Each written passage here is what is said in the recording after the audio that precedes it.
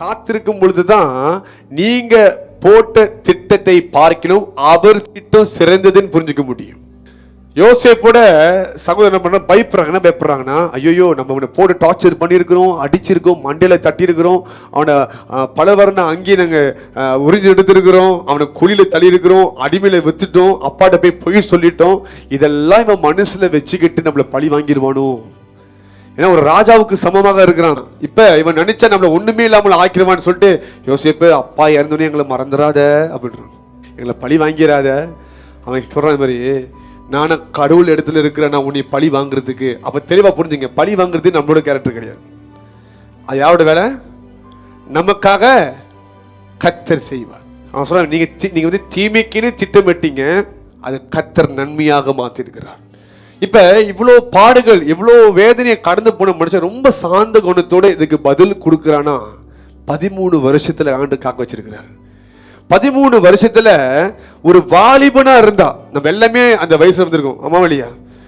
ஒரு 17 வயசு 20 வயசு இருக்கும் பொழுது நம்மளுக்கு நிறைய பிளான்ஸ் இருக்கும். நான் வந்து பெருசாகி இப்படி ஒரு ஆட்டு பணியை வைக்க யோசிப்போட லெவலுக்கு யோசிச்சா, எங்க அப்பா நான் இப்படி பிசினஸ் பண்ண, நானும் இப்படி பிசினஸ் பண்ணேன், நிறைய ஆடு மாடு வாங்கி வச்சு நீ இந்த மாதிரி பிசினஸ் பண்ணுவேன் சொல்லி ஒரு திட்டம் வச்சிருந்துருக்கலாம். அவனுக்குள்ள நிறைய பிளான்ஸ் இருந்திருக்கும். ஓகே, நிறைய காரணம் பிளான். ஆனா அந்த 13 வருஷம் வேற வழி இல்லாம பிளான் எல்லாம் தூக்கி ஒரு ஓரம் போட்டுட்டு ஆண்டவருக்கு காத்துட்டு இருக்க, ஆண்டவரே என்னை எப்ப விடுதலை ஆக்குவீங்க, கர்த்தர் மேல அன்பு கூர்ந்து காத்துட்டு இருக்கும் பொழுதுதான் அப்பதான் புரியுது, நீ போட்ட திட்டங்களை பார்க்கிலும் நான் வைத்திருக்க திட்டங்கள் மேன்மையானது.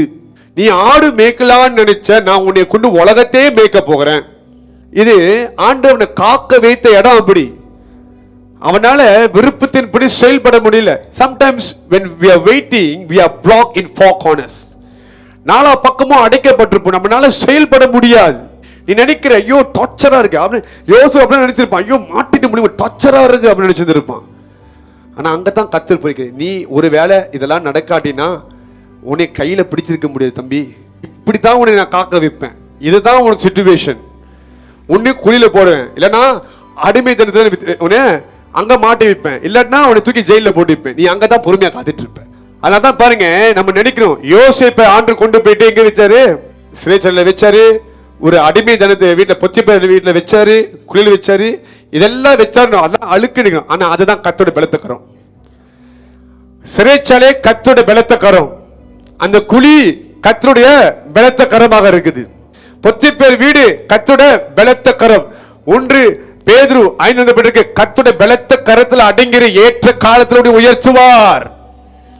அதுதான் யோசேப்புக்கு நடந்தது. நான் மாட்டிட்டு முடிக்கிறேன், I want to escape, I want to release myself. I'm telling you it will never work out. நீ போற திட்டத்தை பார்க்க அவர் மேன்மையான திட்டம் உனக்கு வைத்திருக்கிறார், நீ எஸ்கேப் பண்ண முடியாது. So you are in the hands of the Lord. அப்ப அந்த 13 வருஷம் அங்க அவன் கடந்து போகும்போது, எகிப்துல கடந்து போகும்போதுதான் அப்பதான் அவனுக்கு புரியுது, நம்ம என்னென்னலாம் லைஃபை குறித்து பிளான் பண்ணணும், நிறைய வேலைக்காரனை வச்சிருக்கணும் பிசினஸ்ல. ஏன்னா அப்ப அந்த எபிரேயர் ஜனங்கள் வந்து அப்பதான் வளர்றாங்க, வளர்ச்சி பாக்குறாங்க, நம்ம ஏதாவது ஒரு பெரிய மனுஷன் ஆகணும், நிறைய இதெல்லாம் போட்டு, இதெல்லாம் நீ போற திட்டங்கள் இதை பார்க்கலாம் மேன்மையான திட்டம் வச்சிருக்கிறேன். ஹல்லேலூயா. அதுதான் கர்த்தர் உங்களை காக்க வைக்கிறார்.